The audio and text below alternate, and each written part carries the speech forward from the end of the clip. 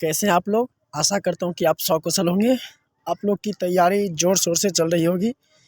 आज हम जानेंगे कि पिछले साल के एसएससी जीडी के एग्ज़ाम में किस प्रकार का जीके आता है। तो इसी तरह के प्रश्न आगे भी पूछा जा सकता है। तो इसमें देखिए, जो करंट अफेयर होगा वो तो पुराना ही होगा, आप लोग नया करंट अफेयर पढ़ लीजिएगा। लेकिन जो जीके स्टैटिक जीके का क्वेश्चन है वो तो वही रहेगा। तो देखिए किस तरह से पूछा जाता है, जिसमें से पहला प्रश्न क्या है, इसमें कहा जाता है, पहला प्रश्न कि निम्नलिखित में साहित्य में 2020 में साहित्य के लिए नोबेल पुरस्कार किसने प्राप्त किया था। तो इसका आंसर क्या होगा, लुई ग्लॉक। ये तो आप करंट अफेयर पीछे पढ़ लीजिएगा। उसी प्रकार से पूछा गया था, दिसंबर 2020 तक पुरुष क्रिकेट में 60 ओवर, 50 ओवर और 20 ओवर के वर्ल्ड कप जीतने वाला एकमात्र देश कौन सा है। तो इसका सही जवाब हो जाएगा, एकमात्र देश कौन सा है, भारत। इंडिया ही ऐसा है जो 60, 50 और 20 ओवर के सारे वर्ल्ड कप को जीत चुका अभी तक। 2020 तक का बात था। तो ऐसे भी हमने इसका जवाब दिया था, मतलब अंदाज में ही मार दिया था, लेकिन कुछ सोच कर दिया था जवाब, इसलिए मेरा सही हुआ गया था। देख सकते हैं आप कि मैंने इसका ऑप्शन चूज किया क्या था, 1, और सही भी क्या है, 1 ही है, भारत।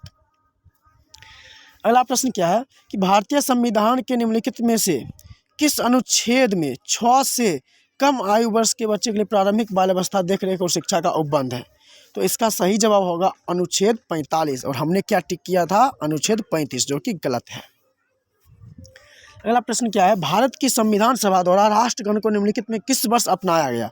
तो किस वर्ष अपनाया गया था, तो 1950 में। जनगण मन जो राष्ट्रगान है कब अपनाया गया था, 1950 में। उस समय हमको याद नहीं था, लेकिन याद करके गए थे, लेकिन टिक नहीं कर पाए थे। आपको याद कर लीजिए। इसी तरह के प्रश्न आते हैं जीडी के एग्जाम में, पूछा जाएगा कि राष्ट्रगान को कब अपनाया गया, झंडा को कब अपनाया गया, राष्ट्रीय अशोक चिन्ह को कब अपनाया गया। तो इसी प्रकार के कई प्रश्न आते रहते हैं। तो आप देख सकते हैं कहाँ से आ रहा प्रश्न, याद कर लीजिएगा। अगला सिंपल सा क्वेश्चन है कि पोटासियम का रासायनिक प्रतीक है। तो सभी जानता है पोटासियम का क्या होता है, के। ऑप्शन सही है, हमने भी सही टिक किया था। अगला नंबर प्रश्न क्या है, डैश में संपन्न हुआ कांग्रेस का अधिवेशन किसी पिछड़े ग्रामीण क्षेत्रों में आयोजित होने वाला पहला अधिवेशन था। तो कहाँ था, फैजपुर। तो आप कांग्रेस का अधिवेशन भी पढ़ सकते हैं, कई अधिवेशन है, लाहौर अधिवेशन, कई बेलगांव अधिवेशन, ये सभी एग्जाम्स बार बार रिपीट होते हैं।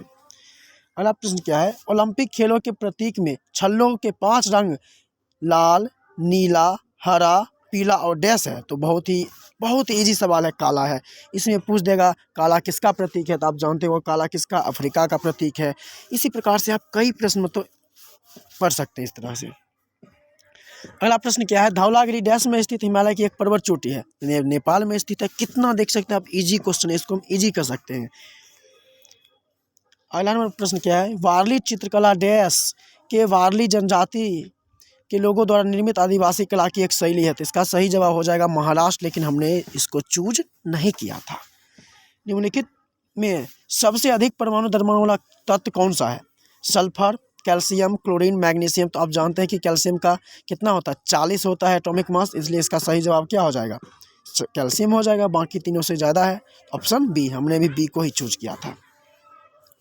अगला प्रश्न क्या है, निम्नलिखित में कौन सा शहर यूनेस्को की विश्व विरासत सूची में सम्मिलित है। तो आपको पता है कौन सा, जयपुर है, हमने भी जयपुर को ही चूज किया था। चैतन्य, जिन्हें श्री गौरांग के नाम से भी जाना जाता है, डैश के लोकप्रिय वैष्णव संत और सुधारक थे। कहाँ के, नादिया के। हमने इसको टिक नहीं किया था। तो आपको भी याद रखना है कि निगेटिव की ओर बढ़ना ही हमें नहीं है। 0.1 मार्क्स से सिलेक्शन छूट जाता है, इसलिए आपको निगेटिव नहीं टिक करना, नहीं आता है तो छोड़ देना है, बिल्कुल। अगला प्रश्न कहता है 13 नंबर, वैदिक कालीन चतुराश्रम व्यवस्था के अनुसार पारिवारिक अवधि के लिए निम्न किस पद का प्रावधान किया गया है। तो गृहस्थ पद का, ऑप्शन डी, हमने भी टिक किया था। पृथ्वी शिखर सम्मेलन 1992 के एजेंडा 21 में 21 का अर्थ क्या है, 21वीं सदी है। लेकिन क्या था 21 का अर्थ, हमने क्या चूज किया था, राष्ट्र, मतलब मिस हो गया था, इसलिए राष्ट्र चूज किया था। अगला प्रश्न क्या है, नवंबर 2020 में जहानी, ये सो आप करंट अफेयर है, इसे पढ़ सकते हैं आप। स्वच्छ सर्वेक्षण 2020 के में से ये शहर कौन सा शहर है, तो जालंधर है, हमने भी टिक किया था जालंधर को ही।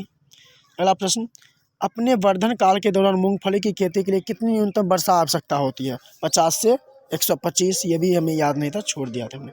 निम्नलिखित में कौन सा एक पेशेवर बैडमिंटन खिलाड़ी नहीं है?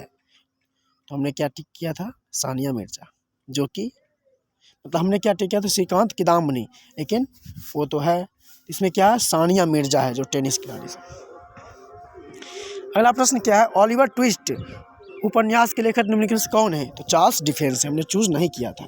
नवंबर 2020 में, ये तो करंट अफेयर आप देख सकते हैं, किसको मिला था अवार्ड? ए आर रहमान को मिला था, जो कि बहुत अच्छे संगीतकार हैं।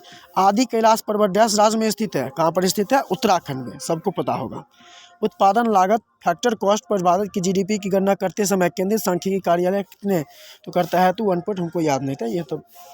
पाकिस्तान का कौन सा शहर हाथ से बने हुए फुटबॉल के निर्माण में विश्व में अग्रणी है? कौन सा है? सियालकोट है, याद कर लीजिएगा, सियालकोट। दिल्ली, मुंबई, चेन्नई और कोलकाता के 4 प्रमुख शहरों को जोड़ने वाला स्वर्णिम चतुर्भुज मार्ग क्या है? तो सागरमाला है। हमने क्या टिक किया था? सागरमाला, लेकिन सही आंसर क्या हो जाएगा? भारतमाला। अगला प्रश्न है, सिख धर्म के छठे गुरु निम्नलिखित में से कौन हुए थे? तो सिख धर्म के छठे गुरु हुए थे हरगोबिंद। आपको सिख के आपको पता है कितने अभी तक गुरु हुए हैं? 10 गुरु हुए हैं। 10वां कौन है? गुरु गोबिंद सिंह। इसको अच्छा से आप याद कर लीजिएगा, फिर वहाँ पर आ जाएगा प्रश्न, आप घबराइएगा नहीं, क्योंकि देखिए एग्जाम्स में आ चुका है। 2021 के एग्जाम्स में कौन था? गुरु हरगोबिंद था। लेकिन हमने क्या टिक किया था? Option C, Guru Angad. बिल्कुल ही गलत है, इसलिए आप सही से टिक करिएगा। इसी तरह के जीके का प्रश्न आएगा, और आपको पता है कि इस बार सिलेबस बदल चुके हैं, इसलिए 20 क्वेश्चन ही आएंगे, लेकिन इसी तरह के तो प्रश्न आएंगे, इसलिए आपको इसी तरह के प्रश्न को देखना है। तो आज के लिए बस इतना ही। अगले वीडियो में हम रीजनिंग, मैथ, इसी तरह के प्रश्न को लाएंगे, किस तरह का प्रश्न आता है। धन्यवाद।